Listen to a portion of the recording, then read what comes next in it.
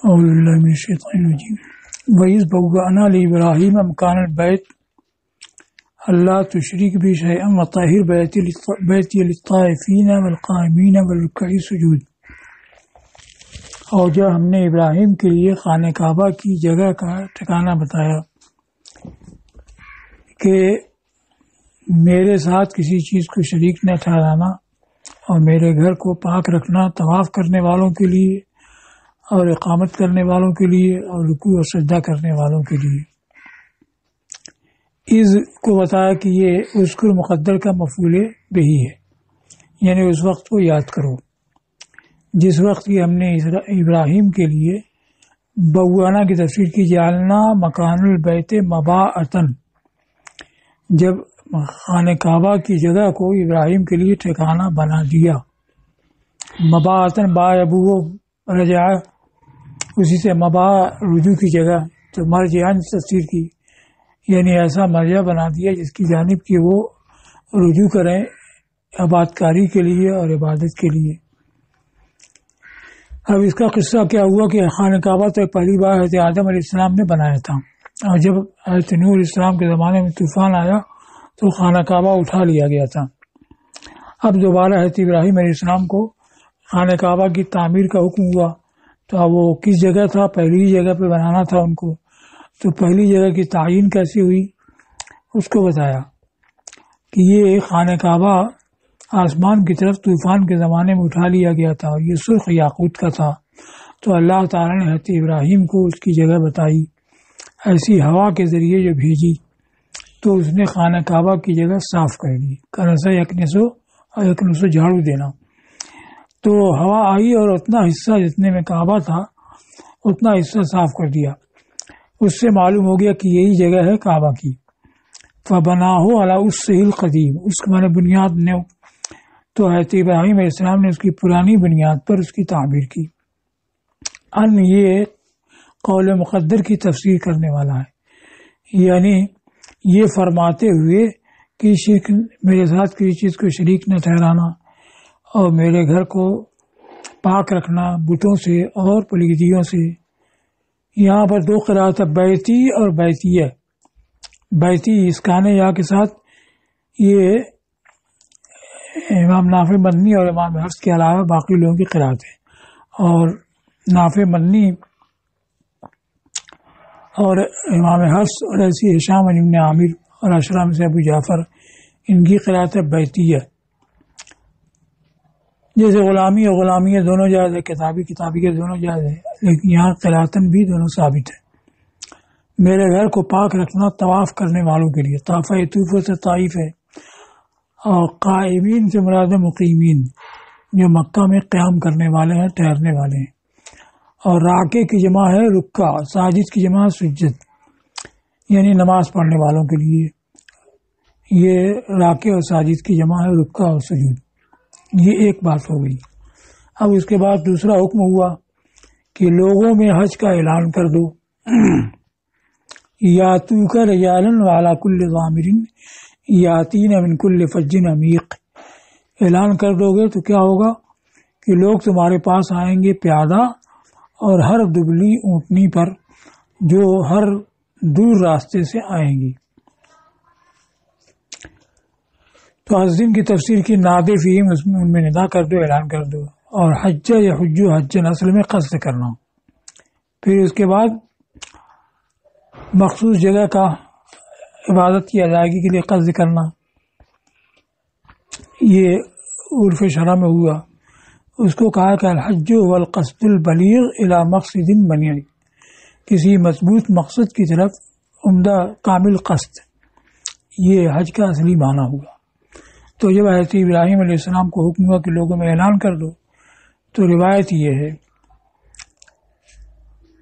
رواہ ابن ابی حاتم ابن عباس ونحو عند ابن جریر وابن المنذر والحاکم البیہقی، کہ وہ جبل ابو قبیس پر چڑھے تو یہ فرمایا کہ اے لوگوں اپنے رب کے گھر کا قصد کرو، اپنے رب کے گھر کا حج کرو۔ تو جواب دیا ان لوگوں نے جن کے لیے یہ حج کرنا مقدر تھا، آبا کی سلبوں سے، پشتوں سے اور امہات کے ماؤں کی رحموں سے لبیک اللہم لبیک، یعنی ہم حاضر ہیں اللہ حاضر ہیں۔ تو یہی ان کا اعلان تھا اور وہ امتوں کی طرف سے جواب تھا۔ حضرت حسن سے ایک تفسیر یہ آئی ہے کہ یہ اذن فی الناس سے یہ رسول اللہ صلی اللہ علیہ وسلم کو خطاب ہے۔ حضور کو حکم دیا گیا کہ یہ حجۃ الوداع میں کریں۔ وداع واو کو فتح کے ساتھ، تو وداع واو کے کسرے سے بھی جائز ہے۔ اس کے معنی رخصت ہونا، چونکہ آخری حج تھا اس لیے اس کا نام حجۃ الوداع ہوا۔ لیکن پہلا زیادہ ظاہر ہے کہ اس بوانا ابراہیم مکان بیت حضرت ابراہیم سے کو ٹھکانہ بتانا باقی انہی سے متعلق ہے، تو یہ بھی انہی سے متعلق ہونا چاہیے۔ اب یہ ازدن جو امر ہے اس کا جواب ہے یاتو کا رجال مشاطن، مشا امسی سے معاشی اس میں فعال، اس کی جمع مشاط، جیسے داعی سے داعی، اس کی جمع دعات، قاضی کی جمع قضات۔ تو مشی کہتے ہیں پیدل چلنے کو، تو رجال کو بتا یہ رجلہ سے پیادہ چلنا، پیر سے چلنا، اس سے اس میں فعال ہوگا راجل، اس کی جمع ہے رجال، جیسے قائم کی جمع ہے قیام۔ تو وہ آئیں گے پیادہ اور ہر دبلی اونٹنی پر، دبلی اونٹنی کی وہ سفر کرتے کرتے لاغر اور کمزور دبلی ہو ہی جائیں گی۔ یہ اعلیٰ کل ضامر یہ حال ہے جو رجال پر معطوف ہے۔ تو اونٹنی پر جب آئیں گے تو ظاہر ہے کہ سوار ہوں گے، تو مراد یہ ہے کہ وہ پیادہ ہوں گے اور سوار ہوں گے۔ تو گویا فرمایا رجالاً و رکباناً، اور ضامر کا اصل معنی البعیر المحزول، لاغر اونٹ۔ تو پیادہ کا ذکر پہلے ہے، حالانکہ آنے میں جو سوار ہوں گے وہ پہلے پہنچیں گے، لیکن یہاں پر رجال کا یاتو کا رجالن یہ پہلے، اعلیٰ کل ضامر یہ بعد میں ہے۔ تو پیادوں کو سواروں پر مقدم کیا گیا، پیادوں کی فضیلت کو ظاہر کرنے کے لیے، جیسا کہ حدیث میں وارد ہے۔ حدیث ہے ابن خزیمہ حاکم نے اس کو صحیح بھی کہا ہے، بحقی کی روایت ابن عباس سے کہ سرکار سے میں نے سنا کہ فرماتے من حج من مکہ ماشین حتی یرجع مکہ، جس نے مکہ سے پیادہ حج کیا یہاں تک کہ مکہ کو واپس آیا، کتب اللہ لہو بکل خطوۃ 700 حسنہ من حسنات الحرم، کہ اللہ اس کے لیے ہر قدم کے بدلے 700 نیکیاں لکھے گا حرم کی نیکیوں سے۔ تو عرض کیا گیا کہ حرم کی نیکیاں کیا؟ تو فرمایا کہ ہر ایک نیکی کے بدلے 1,00,000 نیکی، تو 700 کو 1,00,000 میں ضرب دیں تو 7 کروڑ ہو جائے گا، یعنی 7 کروڑ نیکیاں ہوں گی۔ تو ان میں فضیلت زیادہ ہے، اس معنی کی اور حدیثیں ہیں۔ تو اس وجہ سے رجال کا ذکر پہلے ہے۔ یاتینا یہ صفت ہے کل ضامر کی، اس لیے کہ سب مل کر کے یہ جمع کے معنی میں ہے۔ اور حضرت عبداللہ بن مسعود کی قرأت میں یاتون، تو یاتون مذکر کا صیغہ، جمع مذکر کی صفت ہوگا رجال الرکبان کی، یہ رجال الرکبان آئیں گے من کل فج عمیق، ہر دور راستے سے۔ عمیق کا معنی تو گہرا ہوتا ہے، تو کعبہ چونکہ بلندی پر ہے، کعبہ کا معنی ابھرا ہوا، تو کوئی بھی قرا ہو اس کا ایک حصہ جب لیا جائے تو باقی سب اس سے نیچے ہی ہوگا۔ تو اب کعبہ کو جب قرا کا اوپری حصہ مان لیں گے تو سب اس کی بنسبت گہرائی میں ہوگا۔ تو یہ سب آنے والے دور دور مقامات سے ہوں گے۔ محمد بن یاسین نے کہا کہ مجھ سے ایک شیخ نے طواف میں پوچھا کہ من این انت، تم کہاں سے آئے؟ تو میں نے کہا کہ خراسان سے۔ تو انہوں نے پوچھا کہ کم بینکم بین، یعنی کم مسافتن بینکم، تمہارے اور خانہ کعبہ کے درمیان کتنی دوری ہے؟ تو میں نے کہا کہ 2 یا 3 مہینے کی مسافت ہے۔ تو انہوں نے کہا کہ تب تو تم خانہ کعبہ کے پڑوسی ہو،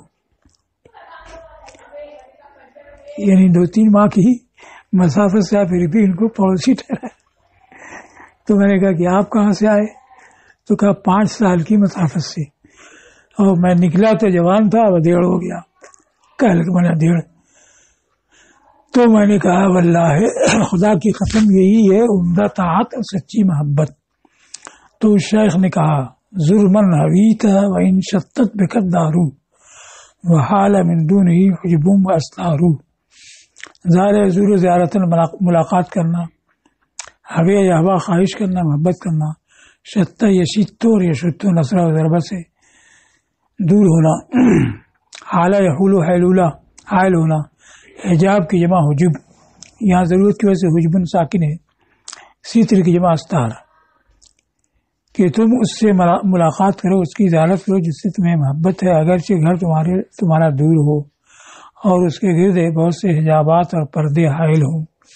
لا یمنعنک بعد عن زیارتہ، ہرگز تمہیں کوئی دوری اس کی زیارت سے نہ روکے۔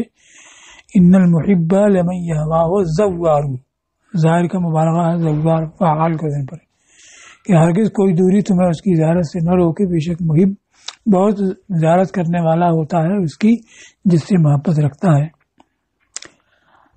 اب آگے ہے لیشہدوا منافع لہم، تاکہ اپنے حاضر ہوں اپنے کچھ فوائد پر، تو یہ لیشہدوا جار مجرور مل کے علت ہوگا، اور معلل کیا ہے تو یہ اس کو بتایا کہ یہ لیحضروا سے متعلق ہے،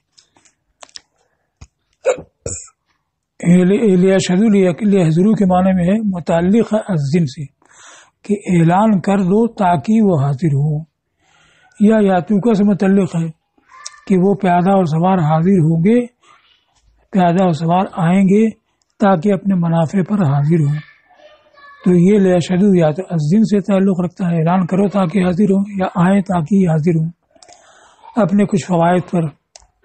کچھ فوائد، یہ منافع جو ہے نکرہ رکھا اس لیے کہ اس سے مراد کچھ خاص فوائد ہیں جو اسی عبادت کے ساتھ مختص ہیں، دینی بھی اور دنیاوی بھی، جو دوسری عبادت میں نہیں پائے جاتے ہیں۔ اب اس کی تفصیل کی ہے کہ حج میں جو فوائد دینی اور دنیاویہ ہیں، تو دینیہ تو یہی جیسے کہ سفر کرنا، تجارت کرنا، کچھ فائدہ اٹھا لینا، یہ دنیاوی ہو گیا۔ اور دینی تو دینی کی تفصیل یہ ہے کہ کوئی بھی عبادت ہو یا تو بدنی ہوتی ہے یا مالی ہوتی ہے، بدنی جیسے کہ نماز اور روزہ ہے، اور مالی جیسے زکوٰۃ صدقہ ہے، اور حج میں دونوں جمع ہیں۔ یہ اس وجہ سے کہ لأن العبادۃ شرعت للابتلاء بالنفس، اس لیے کہ عبادت مشروع ہے نفس سے آزمائش کے لیے جیسے نماز اور روزہ، یا مال سے آزمائش کے لیے جیسے زکوٰۃ، اور حج ان دونوں پر مشتمل ہے۔ تو ایک تو یہ اس کی خوبی ہو گئی کہ اس میں مدنی اور مالی دونوں عبادتیں جمع ہیں، اور دوسری چیز کیا ہے، یہ بہت سے خطرات اور مہلکات پہ مشتمل ہے۔ نماز تو اپنے گھر میں اطمینان سے سکون سے پڑھ لی، زکوٰۃ اپنے ہاتھ پاس سے دے دی، لیکن حج کرنے کے لیے سفر کرنا ہوگا، سفر کرنے میں جنگلوں بیابانوں سے گزرنا ہوگا، اس میں خطرات کا سامنا ہوگا، اور اپنے اہل وطن کو بھی چھوڑنا ہوگا۔ تو اس کو کہا ہے کہ مع معافی ہے، ساتھ ہی ثقل کی جمع اسقال، ساتھ ہی اس میں بہت سے بار اٹھانا، حول کی جمع احوال، ہولناک چیزوں پر سوار ہونا یعنی خطرات کا سامنا کرنا، ایک تو یہ ہو گیا۔ وخلع الاسباب، اور اسباب کو چھوڑنا، کہ سب چھوڑ کر کے اب خانہ کعبہ کی طرف جا رہا ہے، اور ساتھیوں سے قطع تعلق کرنا، اور بلاد اور وطن کو چھوڑنا، اجر چھوڑنا، اور اولاد اور دوستوں سے جدا ہونا، تو یہ ساری چیزیں ہیں۔ تو اور عبادتیں تو گھر میں دوستوں اور احباب کے ساتھ ادا ہو جاتی ہیں، لیکن اس عبادت کے لیے یہ سب چھوڑ کر کے خانہ کعبہ کا رخ کرنا ہوگا۔ تیسری چیز کہ یہ دار آخرت کی طرف سفر کا نمونہ ہے، اس کو کہا والتنبیہ ہے، ساتھ ہی اس میں تنبیہ ہے اس پر جس پر آگے وہ جائے گا جبکہ دار فنا سے دار بقا کی طرف منتقل ہوگا۔ وہ کیسے؟ اس کو کہا کہ حج کرنے والا جب جنگل میں داخل ہوتا ہے تو اس میں بھروسہ نہیں کرتا مگر اپنے سامان ہی پر، جو کچھ اس کے پاس ہے وہی اس کو کام دے گا، اور نہیں کھاتا ہے مگر اپنے توشاہی سے۔ اسی طرح انسان جب ساحل حیات سے نکلے گا اور بحر وفات پر سوار ہوگا، یعنی حیات سے موت کی طرف جائے گا، تو اس کی تنہائی کو کام نہ دے گا مگر وہی جو اس نے اپنی زندگی میں اپنی معاد یعنی آخرت کے لیے کوشش کی تھی۔ بلا یونسو وحشتہ الا مکان یانس به من اورادی، اور اس کی وحشت میں انس پیدا کرنے والا نہ ہوگا مگر وہی جن اوراد سے کہ وہ انس حاصل کرتا تھا، یعنی دنیا میں جو عبادت اور ذکر کرتا تھا اسی سے اس کو انس حاصل ہوگا، اور باقی چیزوں سے نہیں. جیسے کہ حج کرنے والے کے لیے اس کی چیز وہی اس کا توشہ ہوتا ہے.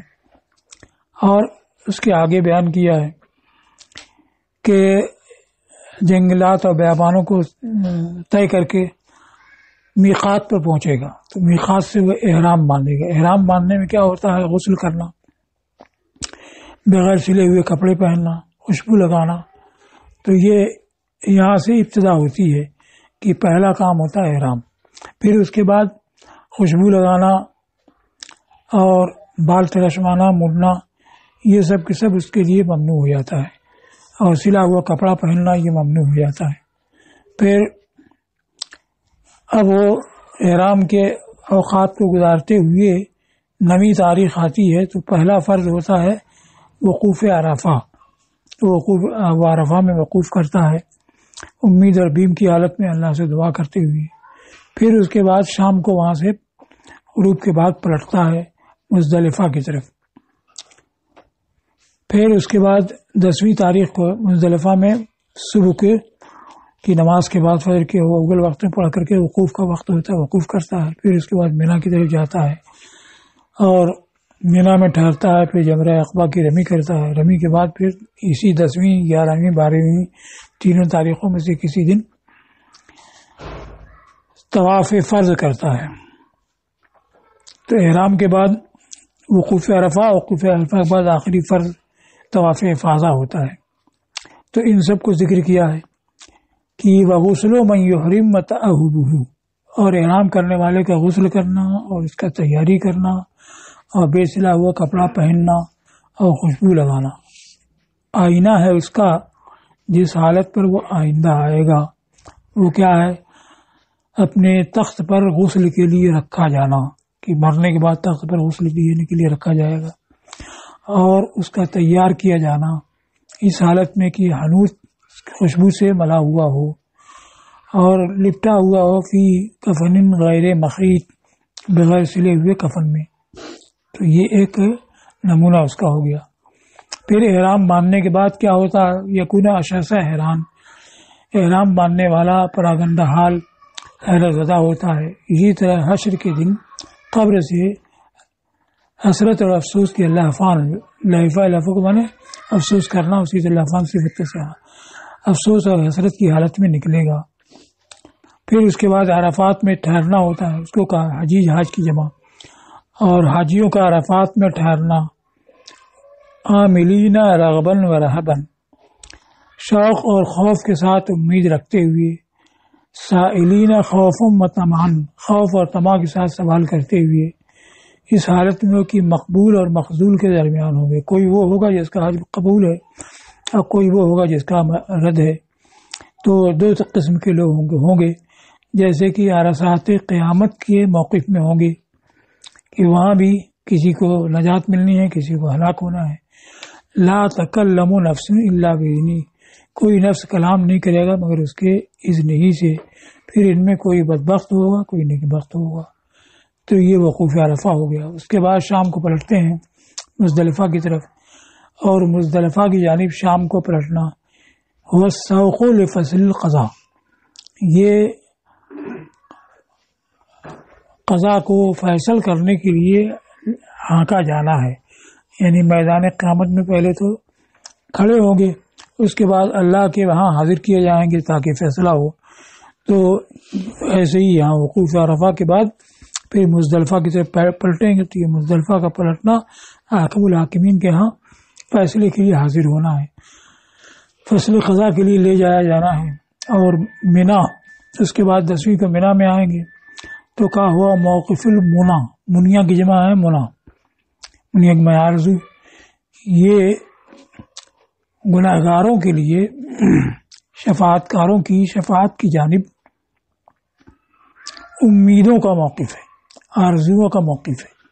کہ اب وہاں پر جیسے قیامت میں حکم الحاکمین کے حاضر ہوں گے تو ہر ایک کو یہ امید ہوگی کہ کوئی آئے اور شفاعت کر دے، کوئی آئے شفاعت کر دے.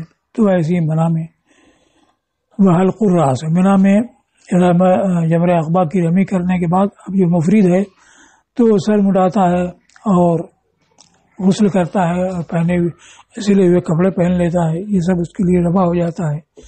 تو کہا سر کا مڈانا اور پاکی اور ستھرائی حاصل کرنا، جیسے کہ قیامت میں گناہوں سے نکلنا رحمت کے سبب اور تخفیف کے سبب، تو وہاں کھڑے ہوں گے اور اس کے بعد رحمت کے سبب وہ نجات پا جائیں گے۔ پھر اس کے بعد منا سے میں جبرا کی رمی کے بعد پھر 10، 11، 12 کسی تاریخ میں آ کر کے خانہ کعبہ کا طواف کرتے ہیں۔ تو اس کو کہا ہے کہ بیت حرام، خانہ کعبہ کی جو اس میں داخل ہو وہ ایذا سے اور قتال سے امن والا ہوگا۔ تو یہ بیت حرام نموذج لدار السلام، یہ خانہ کعبہ نمونہ ہے اس دار السلام کا، جنت کا، جو بھی اس میں نازل ہوگا وہ فنا سے اور زوال سے سلامت رہے گا۔